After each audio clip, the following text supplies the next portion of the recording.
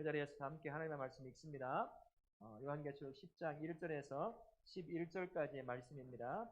우리 서로를 향해서 예수님 때문에 언제나 행복하세요라고 인사하도록 하겠습니다. 예수님 때문에 언제나 행복하시기 바랍니다. 예수님 때문에 언제나 행복한 우리 성도님들 되시길 바라겠습니다. 말씀을 읽고 묵상할 때 말씀이 성도에게 구원을 약속하고 삶에 대한 소망과 희망을 주고 때로는 안식을 꿈꾸게 하는 것, 그것을 알면 마치 꿀송이를 먹는 것처럼 말씀이 달아요. 내가 너에게 복주리다, 복이 되게 하리라. 이런 말 들으면 얼마나 기분이 좋습니까? 그런 말씀 읽다가 기분 나빠서 성경을 덮은 사람 한번 있습니까? 그런 사람은 없지요. 그런 말씀들이 들려오고 읽고 묵상할 때마다 단 꿀처럼 느껴지지만 막상 어느 때 쓴 물을 마시는 것처럼 다가올까요? 그 말씀을 쫓아 살려고 할 때, 그때는 그 말씀이 마치 너무 짜서 쓴맛이 나는 바닷물을 마시는 것 같은 그런 때가 종종 있다라는 거지. 하지만 그럼에도 성도는 단맛도 내고 쓴맛도 내는 그 말씀을 평생 붙들고 살아야 하는 사람이 성도라고 하는 사람입니다. 그래서 말씀을 항상 가까이 해야죠. 우린 말씀을 통해 성장하는 사람들이기 때문입니다. 말씀을 통해 예수님의 장성한 분량까지 자라가는 사람이 성도이기 때문이죠. 단 것만 쏙쏙 빼 먹는다고 생각해 보세요. 여러분, 단 것 먹으면 우리 몸이 어떻게 될까요? 저처럼 돼요. 배 나오기 시작하고 몸무게가 늘어나고 이전에 입었던 옷이 더 이상 안 맞아가고 땀은 찔찔 흘리고 안 좋아져요. 하나님의 말씀도 마찬가지입니다. 착각에 빠지는 거예요. 내가 죄인이라는 사실을 잊어버립니다. 복 받을 자, 어떤 자, 그 소리만 읽고 그 소리만 좋게 들리면 여전히 어린아이로 그대로 머물러 있어요. 내가 죄인이라는 사실을 말씀을 통해 계속 발견하고 그럼에도 사랑하시는 하나님의 사랑으로 살아가는 자신을 바라볼 때 균형 잡힌 성도의 삶이 살아갑니다. 그리고 그 삶이 계속 되면서 예수님의 장성한 분량까지 성장하게 되는 거죠. 그러니 성도는 단맛도 내고 쓴맛도 나는 그 하나님의 말씀을 언제나 가까이 해야 될 줄로 믿습니다. 우리 다락계 모든 성도는 하나님의 말씀을 가장 가까이 하는 복된 성도님이 되실 수 있기를 바라겠습니다. 먼저 말씀을 봅니다. 1절부터 7절까지 말씀입니다. 힘센 천사가 두루마리를 들고 나타나게 되죠. 힘센 천사의 손에는 무엇이 들려 있습니까? 펴놓은 작은 두루마리가 들려 있어요. 하나님의 비밀이 지켜지지 않고 이루어질 때는 언제라고 말씀하고 있습니까? 일곱째 천사가 소리내는 날, 그의 나팔을 불려고 할 때, 그때 이제 하나님의 비밀이 펼쳐지게 되는 겁니다. 징계의 심판의 비밀이 드러나기 시작하게 되는 거죠. 힘센 천사의 손에 봉인이 해제된 작은 두루마리가 펼쳐져 있습니다. 그는 일곱째 천사가 나팔을 불 때 최종적인 심판이 지체됨 없이 내려질 것임을 맹세하며 선포하게 되는 거죠. 악의 심판은 예정되어 있습니다. 반드시 악은 심판받게 되어 있는 거죠. 그래서 악이 주는 그 공포와 두려움에 성도는 무릎 꿇을 이유가 없다라는 거예요. 끝이 정해져 있기 때문이라는 것입니다. 하나님은 창조주이시죠. 우리 하나님은 시간까지도 창조하신 분이십니다. 그래서 하나님은 시간에 매여 사시는 분입니까? 시간을 초월하여 사시는 분인가요? 우리 하나님은 시간을 초월하여 사십니다. 자신이 시간을 마음대로 조정할 수 있어요. 지구상에서 사람들을 통해서도 그걸 보여주셨죠. 가나안 땅을 향해 가는 이스라엘 백성들이 전쟁할 때 해가 뒤로 가는 역사도 일어났어요. 하나님은 시간을 다스리시는 분입니다. 시간을 그 안에 머물러 계시고 우리처럼 갇혀 사는 분이 아닙니다. 그래서 그분이 계획하시고 진행하시고 예언하는 사건이라고 한다면 반드시 그 시간을 조정하시고 지배하시는 하나님에 의해서 계획되고 예정된 일들은 반드시 성취된다라는 것입니다. 악도 마찬가지예요. 우리의 구원도 하나님의 예비된 시간 안에 그 구원이 우리에게 이루어졌던 것처럼 악을 심판하는 것도 예외가 되지 않아요.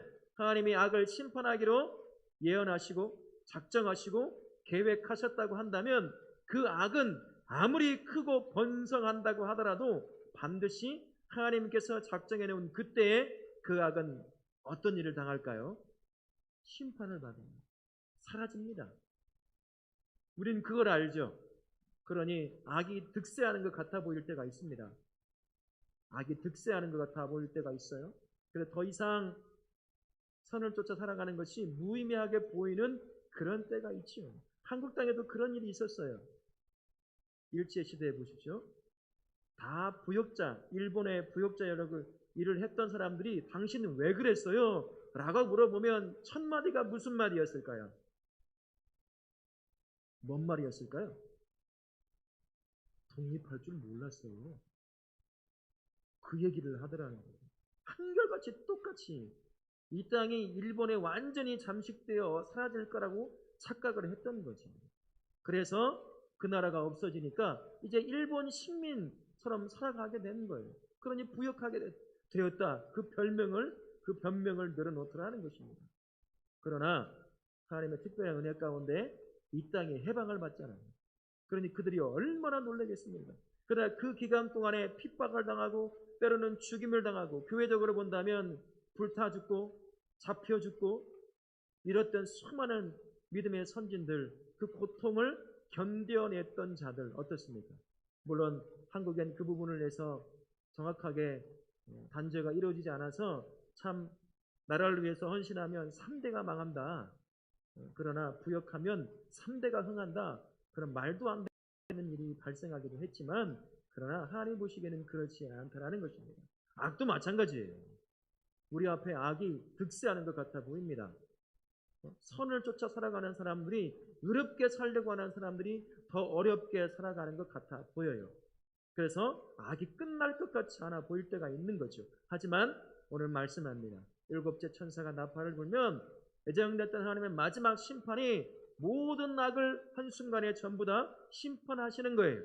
그래서 악에 대한 모든 심판은 예비되어 있고 그 예비하신 하나님이 반드시 그 악을 심판하십니다. 그러면 그걸 알고 있는 성도는 그 악이 무섭게 우리에게 닥쳐온다 하더라도 그 앞에 우리가 굴복해야 되겠어요? 예? 정신 차리세요. 굴복해야 됩니까? 조금만 참으면 그것이 끝나 없어질 걸 알면서 거기에 잠깐의 무서움 가운데 그 악이 시키는 대로 죄가 시키는 대로 쫓아간다고 한다면 그것만큼 어리석은 사람이 어디 있습니까? 모르면 그럴 수 있어요. 하지만 성도는 아는 사람입니다. 배우고 확실한 일에 거한 사람이 성도 아닙니까? 그걸 안다면 죄가 악이 득세하는 것 같아 보여도 그건 반드시 하나님의 심판 안에 곧 있게 된다는 사실을 기억하고 그 악이 무섭게 나를 짓누른다 하더라도 그 악에 쫓겨 살아가서는 안 된다는 것입니다. 담대하게 무찔러야 되죠. 반항해야 되는 것입니다. 도망쳐야 되는 것입니다. 우리 성도님들은 악이 반드시 하나님의 심판 안에 놓여 있다는 사실을 기억하시고 그 악이 나를 유혹하고 협박한다고 하더라도 그에 굴복하지 않는 우리 성도님들 되시기를 예수님의 이름으로 축원하겠습니다. 아멘. 두 번째 말씀 8절부터 11절까지의 말씀입니다. 천사는 요한에게 두루마리를 가지라고 합니다. 첫 번째 질문 보십시오. 요한은 천사에게 받은 작은 두루마리를 어떻게 합니까? 먹어 버렸어요. 두루마리를 먹었을 때 그 맛이 어떠했다고 합니까? 입에는 꿀같이 달았지만 배에서는 쓴맛입니다.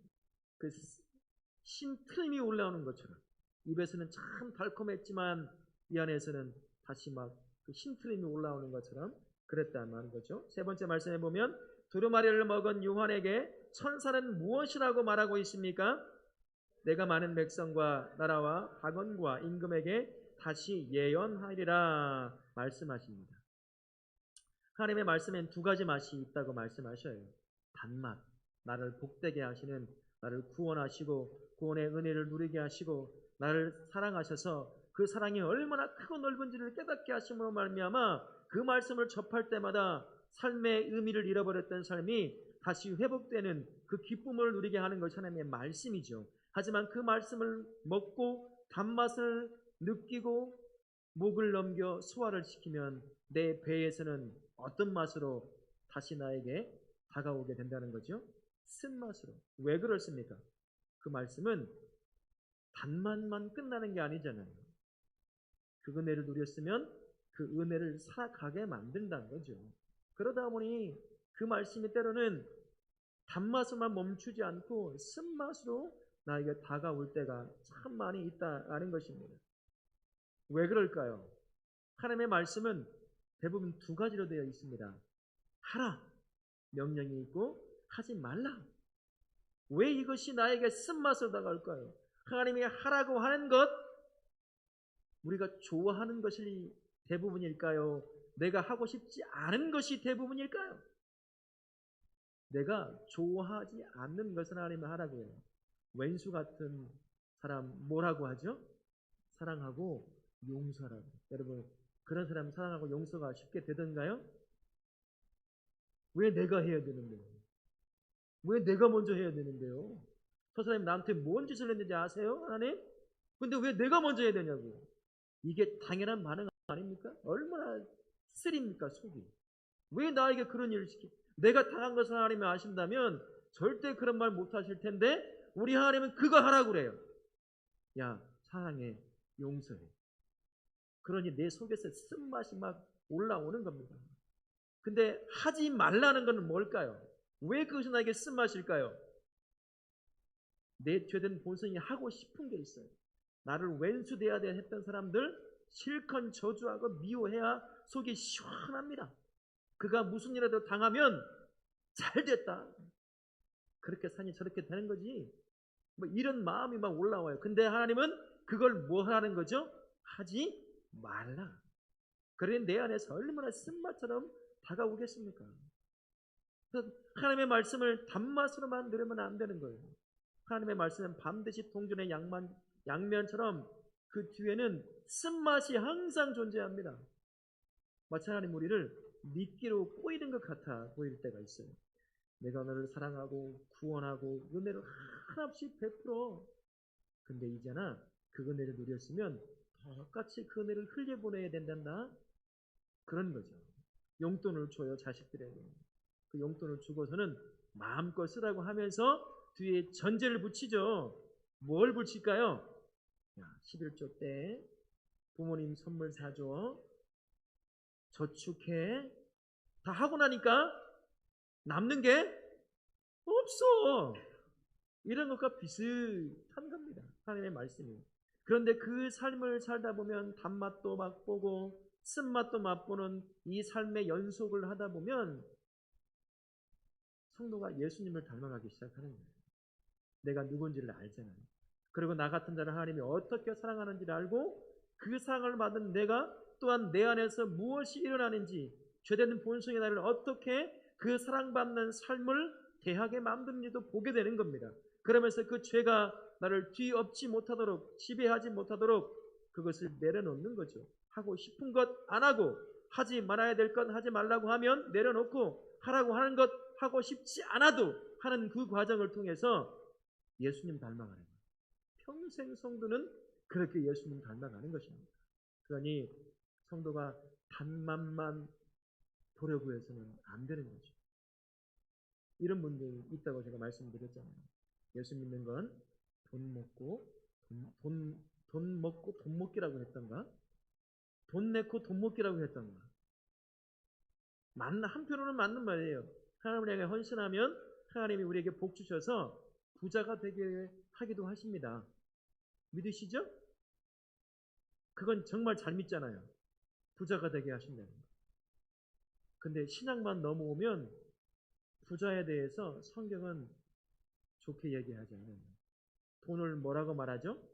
만몬의 신이라고 말합니다. 부자 청년과는 어떻습니까? 그는 그 부 때문에 예수님 못 잡았어요. 얼마나 안타까운 인생입니까? 물론 그 이후에 어떤 일이 벌어졌는지는 우리는 알 수 없지만 그렇게 말한다는 거죠. 그러니 단맛만, 내가 좋아하는 말만 듣고 내가 하고 싶지 않고 듣고 싶지 않은 쓴맛 나는 하나님의 말씀을 들어 한다면 신앙이 불균형적으로 자라게 되는 것입니다. 여전히 어린아이의 모습으로. 우리가 신앙을 갖고 살아가더라도 삶의 현장은 어떻습니까? 내가 만나는 게 내가 좋아하는 환경만, 내가 좋아하는 사람들만 만나나요? 좋아하는 사건들만 만납니까? 아니에요. 대부분 어떤 것을 만나나요? 내가 원치 않는 것들을 만날 때가 참 많아요. 그 쓴맛을 맛보는 자신의 삶을 경험을 하면 그 상황을 잘 이겨나갈 수 있어요. 성숙해졌기 때문에. 그러나 단맛만 먹으면, 애들 단 것 좋아하잖아요. 단 것만 먹어보세요. 애들 밥 먹어요? 여러분 자녀들 중에 김치도 먹고 콩나물도 먹고 파도 먹고 다 그렇게 골고루 먹습니까? 저는 말하지 않겠어요. 우리 애들에 대해서. 괜히 또 혼날까 봐. 안 먹어요. 그러니 몸이 불균형이 되는 거죠. 성경 말씀도 마찬가지인 겁니다. 같이 먹어줘야 내가 성숙해지게 된다는 거예요. 그러니 가볍게 모든 성도님들은 나 좋아하는 소리만 쪽쪽 골라가지고 연초에 우리가 말씀 뽑기도 하잖아요. 그러면 이 좋은 말씀 뽑으면 기분 되게 좋아. 아마 그거 암송하고 다닐걸요. 근데 헌신을 하라, 뭐 하라, 부담스러운 말씀이 있으면 얼굴 표정이 달라져. 그거 책갈피 있는데 어디 간지도 모를걸요. 그런 거예요. 편식하면 안 된다는 겁니다. 하나님의 말씀을 쓴맛과 단맛을 다 맛보므로 말미암아 우리 모든 성도님들은 예수님처럼 장성한 분량까지 성장하는 우리 성도님들 되실 수 있기를 바라겠습니다. 아멘. 두루마리를 먹은 요한에게 하늘에서 외쳐져요. 다시 예언해야 한다. 하나님의 말씀은 내 안에 머물러 있는 게 아닙니다. 다른 말로 하면 하나님이 나에게 허락하신 모든 것들은 내 안에 머물러 있어서는 안 돼요. 왜 그렇습니까? 사람 안에 머물면 아무리 좋은 것도 어떻게 변할까요? 썩어요. 진짜 썩습니다. 은혜도 썩어요. 복음도 썩습니다. 그것이 능력이 없어서가 아니라 썩은 내가 썩게 만들기 때문인 거죠. 그러나 흘려보내면 썩지 않아요. 사라지지도 않습니다. 더 채워져요. 어떤 것으로 채워질까요? 어제의 은혜로, 어제의 복으로 채워질까요? 오늘 새로운 은혜가 새로운 복으로 또 채워지는 거예요. 그러니 흘려보내는 그 경험을 했던 성도들이 자기 안에 가둬두지 않아요. 그런 분들은, 경험했던 분들은 흘려보내면 하나님이 또 부어주실 걸 경험으로 알기 때문에 그냥 마음껏 흘려보내는 거예요.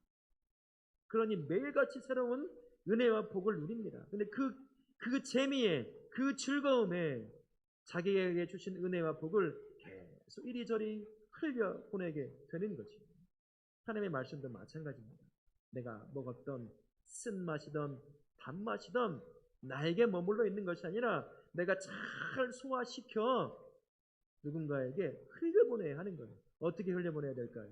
말을 통해서 내가 살아가는 그 삶의 자리에서 예수님 닮아가는 삶의 모습으로 살아내므로 말미암아 내 안에 쓴맛 단맛으로 소화가 됐던 그 말씀이 그 누군가에게 흘러가서 그도 하나님의 말씀 쓴맛과 단맛이 나는 그 말씀을 먹고 나처럼 예수님 닮아가는 자가 되어 또 그도 누군가를 향해서 흘려보내는 자로 세워내는 것, 그게 요한에게 하늘에서 울려 퍼졌던 다시 예언해야 하리라 라는 말이 지금 우리에게도 그대로 적용되는 것입니다. 그렇게 하려면 어떻게 해야 되겠습니까? 내가 하나님의 말씀을 소화시켜 흘려보내려고 한다면 어떻게 해야 되겠어요? 내가 먼저 그 말씀을 많이 먹어야죠. 풍성하게 먹어야 되는 건 아니겠습니까? 풍성하게 먹은 자가 풍성하게 흘려보낼 수 있어요. 먹지도 않는 사람은 뭘 흘려보내겠습니까? 자기가 말씀의 은혜도 못 받아요. 말씀을 읽지도 않아요. 묵상하지도 않아요.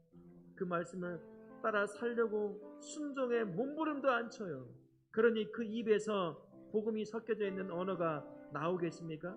그의 삶에서 결정하는 것에서, 다른 사람을 대하는 태도에서 말씀이 소화된 삶이 드러나 보이겠느냐는 것입니다. 저도 그렇고 우리 다운학교의 모든 성도님들은 하나님의 말씀을 많이 먹으실 수 있길 바랍니다. 매일 읽음으로 먹고, 매일 들음으로 먹고, 매일 암송함으로 먹고, 설교를 통해서도 먹고, 그래서 여러분의 안에 풍성한 쓴맛과 단맛이 나는 하나님의 말씀이 가득 채워져서 여러분의 입만 열면 돈 얘기가 나오고 남 헐뜯는 이야기가 나오는 것이 아니라 그 안에 복음이 섞여져 있는 말, 내가 한마디 하면 힘들고 어려웠던 사람들이 마치 예수님이 말하는 것처럼 그 한마디 듣고 위로함 받는 거예요. 여러분, 예쁜 말 하는 사람 들어보셨어요? 말이 예뻐. 똑같은 말을 하는데 어떤 사람은 말이 가시가 돋쳐 있어. 근데 어떤 사람은 정말 들으면 당연한 말 같은데 그 말이 굉장히 예쁜 말로 들려서 그냥 나에게 하는 말이 아닌데도 참 아름답게 들릴 때가 있어요. 우리의 언어가 그런지 한번 보십시오. 저는 어제 오늘 회개를 좀 했습니다. 아빠로서 참 자격이 없는 것 같아요. 그 부분을 많이 회개를 했어요. 내 안에서 올라오는 대로 감정과 언어, 단어를 쓰려고 하는 그 못된 습성들이 계속 올라오는 그런 것들을 보게 됩니다. 나중에 후회할 것을 알면서도 올라오니까 또 써는 거예요. 그래서 하나님, 이런 자격 없는 아빠의 모습 용서해 주십시오. 이래서 어떻게 우리 아이들이 나를 통해 예수님 만날 수 있을까요? 참 한심한 저의 모습을 봤거든요. 아직도 저도 말씀을 품고 그 말씀을 내가 소화시켜 그 말씀을 소화한 것을 전해주고 있지 못한 저의 모습을 보게 됩니다. 목사도 이런데 삶의 현장에서 영적 전투를 끊임없이 해야 되는 우리 성도님은 어떨까? 그런 생각도 한번 해보게 되었습니다. 하지만 핑계는 뒤로 하고 남은 3일간 평생 쓴맛과 단맛이 나는 하나님의 말씀을 계속 먹음으로 그 말씀을 소화시켜 언어를 통해서, 삶을 통해서 그 말씀을 흘려보내므로 말미암아 누군가 한 사람을 예수 앞에 나오게 만드는 복된 성도가 되실 수 있기를 예수님의 이름으로 축원합니다. 아멘.